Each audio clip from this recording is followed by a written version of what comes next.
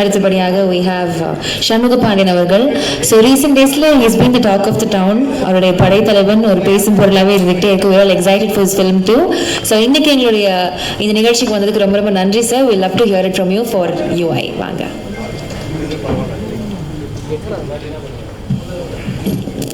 எல்லாருக்கும் வணக்கம்.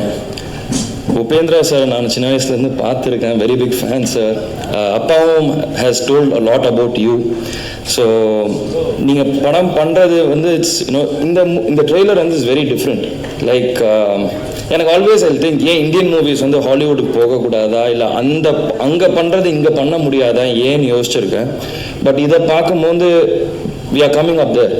விஷுவலாக இருக்கட்டும், காஸ்டியூம்ஸாக இருக்கட்டும், everything is very great and it looks very different and promising sir.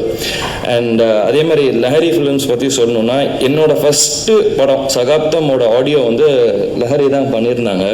And இப்போ என்னோட நெக்ஸ்ட் படைத்தலைவனும் எம்ஆர்டி அவங்க தான் பண்ணியிருக்காங்க. அண்ட் அவங்க வெரி க்ளோஸ் டு அவர் ஃபேமிலி.